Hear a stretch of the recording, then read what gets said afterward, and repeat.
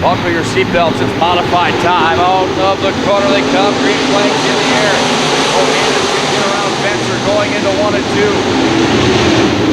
Things get a little bit sloppy going in through corner number 2, but now they all come out safe and clean. Down the back straightaway they go. Look at the dark horse, 14T of Travis Hagen. He rides the bottom rail around, moves himself up into that number 3 spot, and he has come out of the corner. O'Hannon has the lead in that 87 machine, followed by Flory, then Hagen. Then the number 4 machine of Jordan Hill, followed by Chase Conway in the 8th. There's your top 5. Glenn Bohannon had some bad luck last night in Dickinson. Things were breaking and he didn't spend much time on the racetrack. On the Facebook post he put on that he worked on the car pretty much most of the night to try to get ready for the Nodak Speedway. And now he's back out front, so far so good for Bohannon. But here comes the dark horse, the 14T of Travis Hagen. Spin and soap. And Spencer gets collected. Yellow flag is up. Into corner 4. There's the green flag. Could be interfering with the signal. Hagen on the outside of Bohannon. And that track race didn't last very long as Hagen pilots right into the lead. Going into corner 3. Bohannon tried to fire back on the inside with the dark horse. With 4 laps to go. Jordan Hill not having a bad run of that number 4 machine either as Chase Conway. That's the battle for 3rd. As Conway gets around Hill as they roar down the back straightaway. Travis Hagen, followed by Glenn Bohannon, Conway, then the 4 machine of Hill, followed by Flory. That's the top 5 with 3 laps remaining. Conway now takes a little look on the outside of Bohannon, and he'll run side by side with him. In the corner 3, Conway way up in the marbles. And Bohannon hangs on the spot now. 2 laps to go for Travis Hagen. Conway rolls into that 2nd spot on the lineup as Glenn Bohannon tries to track him down and move back into the number 2 position. Glenn Bohannon led the majority of this race until Hagen passed him. So it's taken by the flag stand, white flag in the air, followed by Conway. Bohannon, then it's Hiddle, then Flory. All the dark horse Travis Hagen's had some wins on the year. Williston, North Dakota. He's had 1 win here at the playground of power. He's got a heat race win. He comes across first in the first heat race of the night for the IMCA Modifieds. Ground 75M is Justin Smalls, Bedler, Troy Hoople in the 14 race. Second time Modifieds here tonight. Tomlinson, Christensen, followed by Flory. Keep an eye on that 75 machine of Justin Smalls. Medler, he had a win last night at Dickinson. Through 4 they come. It's Tomlinson the leader, followed by Christensen. Ed Evell. Tomlinson gets wide coming out of corner number 2. Christensen looks to dive down on the inside now as we've got a battle for the lead starting to brew. There goes Medler around into that number 4 spot. Medler goes down to 3rd, then Christensen, then Marcus Tomlinson. 6 laps to go on the concrete mobile scoreboard.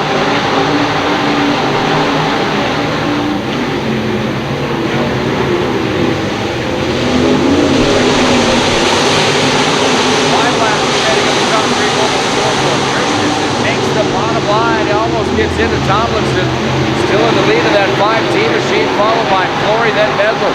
Medler off the track over on the back straightaway coming out of corner number 2. Tomlinson still with the lead. Christensen second, Flory third. 4 laps remaining. Tomlinson feeling out of corner number 2 now, heading down the back straightaway. Drew Christensen and John Flory still right with them. As they go into corner 4, they'll bring it out of the corner. And Tomlinson still with the lead. With 3 laps to go. 3 laps to go. 3 dogs in a fight at the front of the pack as Flory sits back and watches that battle for the lead. It's Tomlinson that's had the advantage this entire heat race.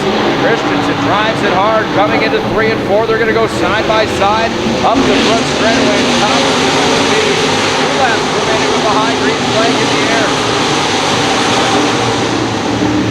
Tomlinson hanging on a nice challenge by Christensen in corner 2, and now John Flory sneaks past Christensen, and he's going to try to give it a battle. White flag, 1 lap to go. Ken Tomlinson hang on to this heat race. He's in the lead since the beginning. It's Flory that's charging hard. Tomlinson gets sideways, coming out of 2. Flory's going to look to the inside as they roar through 3 and 4. Side by side they come. Can Flory make it stick? Looks like he does. Side by side at the finish. It's the 5-team machine of Tomlinson that gets the win over John Flory. My oh my, that was a race. Christensen in 3rd. Smalls Medler has to settle for 4th. Ladies and gentlemen, Robert Hellebuck rounds out the field as we go into quarter number 1 with 3 aside as they go side by side down the back straightaway. Troy Kittler jumps out to the lead on a Turtle Lake at the 2K. Here comes Dallas Rice on the inside of him, but Kittler is going to be your leader after lap number 1. Troy Kittler also yearning for a victory here at the Nodak Speedway. Second generation driver, of course, Harry Kittler, running sprint cars here in the 60s. Troy still up front, Dallas Rice second. Wayne Johnson in 3rd, Pfeiffer, your points leader in 4th. Well, a nice battle brewing at the top of the ladder. This one is a tear into quarter 3, coming out of quarter number 4. It's still the 2K machine of Troy Kittler. Found it pretty interesting earlier on tonight that every race car that's in the field, from sport mods all the way up to the modifieds, hobby stocks, and stock cars, when they were packing the racetrack earlier tonight, I found it interesting to see which car kind of caught your eye as your favorite looking car. I do have to give credit to that 72 machine. I like Dallas Rice's scheme this year. He's looking sharp and he's running hard in that second place spot with 4 laps remaining. Yeah, I like the old traditional ones like Rice still instead of all these new wraps, especially as an announcer. You can't read the numbers on the wrap cars, so I'll take a car like Dallas Rice's any day. Troy Kittler likes the way his looks right now. He's in that number 1 spot, 3 laps remaining. So it's Kittler, Rice, followed by Pfeiffer. Then it's Johnson in the Hot Rod Hellebus. Then Jared Thielen in that 65 machine. Boy, there's some studs in this lineup. There's one of them, the number 11 machine, Pfeiffer. He goes to the inside, trying to get around Dallas Rice. And up the front straightaway, they share again. High green flag, 2 laps remaining. Kittler trying to hang on, with Rice still challenging. Pfeiffer in 3rd, Johnson 4th, the Hot Rod in 5th. Troy Kittler is still hanging on for the white flag. 1 lap to go. Interesting how all top 3 of those drivers bring a different line around the racetrack. Kittler still with the lead. Rice in 2nd. Will we have fireworks at the end of heat race number 3 for the IMCA Modifieds? Pfeiffer sits back in 3rd. Kittler in that number 1 spot. Here comes Dallas Rice around the outside.